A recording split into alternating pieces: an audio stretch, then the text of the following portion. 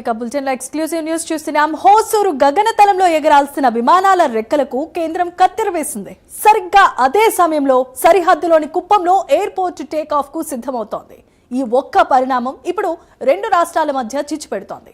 తమిళనాడులో ఎన్నికల వేళ డిఎంకే ప్రభుత్వం ఈ వైఫల్యాన్ని కప్పిపుచ్చుకోవటానికి ఏపీ సీఎం చంద్రబాబును టార్గెట్ చేసిందా, లేక కేంద్రంలో టీడీపీ చక్రం తిప్పుతూ ఉండటంతో నిజంగానే హోసూరుకు అన్యాయం జరిగిందా? ఓవైపు రక్షణ శాఖ భద్రతా కారణాలు, బెంగళూరు ఎయిర్పోర్టుతో ఉన్న పాత ఒప్పందాలు అడ్డుగా ఉన్నాయని కేంద్రం స్పష్టం చేస్తూ ఉంటే, మరోవైపు ఇవన్నీ కుంటి సాకులేనని, ఇది బీజేపీ టీడీపీ కలిసి ఆడుతున్న రాజకీయ నాటకమని తమిళ నేతలు ఆరోపిస్తున్నారు. అసలు నిబంధనల ప్రకారం 2033 వరకు హోసూరులో విమానాలు ఎగరడం సాధ్యం కాదని తెలిసినా ఈ వివాదాన్ని రచ్చకీర్చడం వెనుక ఉన్న అసలు ఉద్దేశం ఏంటి? ఇది కేవలం పారిశ్రామిక అభివృద్ధా, లేక సరిహద్దు ఓటర్లను ప్రభావితం చేసే పొలిటికల్ స్టంటా? ఈ సూపర్ ఎక్స్క్లూజివ్ కి సంబంధించిన అప్డేట్స్ అందించడానికి మా కరెస్పాండెంట్ రవి వర్మ లైవ్ ద్వారా సిద్ధంగా ఉన్నారు. రవి వర్మ, చెప్పండి.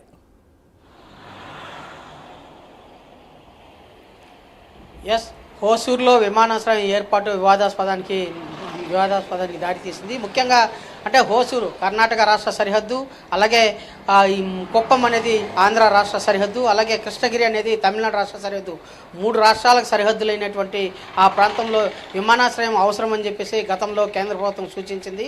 ఆ మేరకు 2033 నాటికి హోసూరుని విమానాశ్రయం ఏర్పాటు చేయాలని చెప్పేసి గతంలో కర్ణాటక ప్రభుత్వం ఒప్పందం కుదుర్చుకుంది. అయితే ఉన్న పరిస్థితులకు అనుగుణంగా అక్కడ ఫీజిబిలిటీ లేదని చెప్పేసి కేంద్ర ప్రభుత్వం సూచిస్తూ కుప్పంలో ప్రత్యేక విమానాశ్రయం ఏర్పాటు చేయాలని చెప్పేసి రాష్ట్ర ప్రభుత్వం ప్రతిపాదించడంతో దానిని ఏకీభవించింది.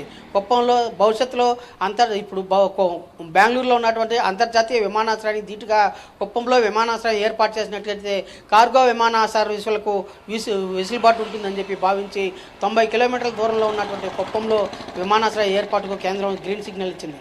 అయితే ఇదే సమయంలో హోసూరులో ఏర్పాటు చేయదలుచుకున్నటువంటి విమానాశ్రయానికి ఫీజిబిలిటీ లేదు, వాతావరణం అనుకూలించకపోగా అక్కడ పరిస్థితులు ఎన్విరాన్మెంట్ అంతా కూడా పరిస్థితులు సరిగా లేవని చెప్పేసి కేంద్ర ప్రభుత్వం నిర్ధారించింది. ఆ మేరకు ఉన్న పరిస్థితులకు అనుగుణంగా హోసూరులో విమానాశ్రయం ఏర్పాటు చేసేది కష్టమని చెప్పి భావించి ప్రభుత్వం నిర్ణయించుకుని కుప్పంలో ఏర్పాటు చేసే విమానాశ్రయానికి గ్రీన్ సిగ్నల్ ఇచ్చింది. ఆ మేరకు రాష్ట్ర ప్రభుత్వం కుప్పంలో విమానాశ్రయం ఏర్పాటు చేస్తున్న తరుణంలోనే ఈ ఏడాదిలోనే తమిళనాడు రాష్ట్రంలో ఎన్నికల నేపథ్యంలో హోసూరులో విమానాశ్రయం ఏర్పాటు చేసినట్లయితే కృష్ణగిరికి హోసూరుకి దాదాపు ఓన్లీ 15 కిలోమీటర్ల దూరంలో ఉన్నందువల్ల ఆ విమానాశ్రయ వెసులుబాటు కలుగుతుంది అని భావించినటువంటి డిఎంకే ప్రభుత్వం దీనిని సరిహద్దు రాష్ట్రాల్లో ఉన్నటువంటి సరిహద్దు జిల్లాలో ఉన్నటువంటి ఓటర్లను ఆకట్టుకునే నేపథ్యంలోనే ఇది రాజకీయానికి ప్రాధాన్యత కలిగింది. హోసూరు విమానాశ్రయాన్ని ఆగిపోవడానికి ప్రధాన కారణం టీడీపీనే అని చెప్పేసి బీజేపీతో టీడీపీ కేంద్రంలో చక్రం తిప్పింది కారణంగానే హోసూరు విమానాశ్రయం ఆగిందని చెప్పేసి డిఎంకే కావాలనే రాజకీయ రాద్ధాంతం చేస్తూ ఉంది.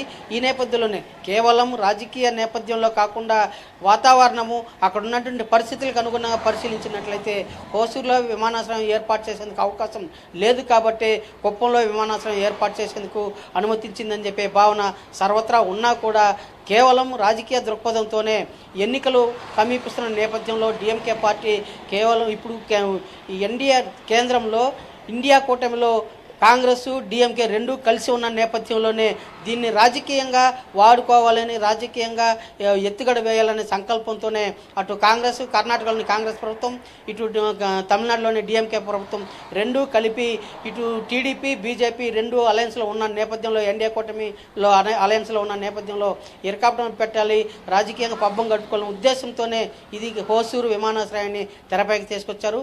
కేవలం బీజేపీ టీడీపీ ఆడిన నాటకంలోనే హోసూరు విమానాశ్రయం రూపాంతరం కాలేదని చెప్పేసి కూడా తీవ్ర రాజకీయ దుమారం లేపుతా వస్తున్నారు యామిని.